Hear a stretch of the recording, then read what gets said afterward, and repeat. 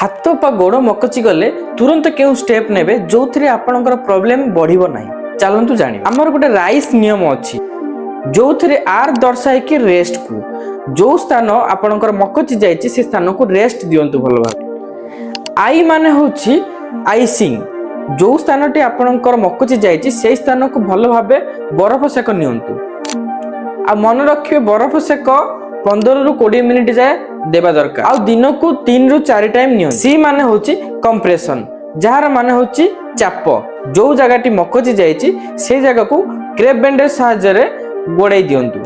एथिरे ई रो अर्थ होची एलिवेशन माने उठेई की रखिबा जो स्थानटी मकची जाइछि से स्थान को हार्ट लेवल रो ऊपर को टेकी की रखंतु जो थेरे आपनकर ब्लड सर्कुलेशन बहुत भलो रहइबो। तो यही भली इनफॉर्मेटिव हेल्थ रिलेटेड टिप्स देखिया पई मो चैनल को सब्सक्राइब करंतु आ शेयर करंतु जहार गोड़ बा हाथ मकची जाइछि।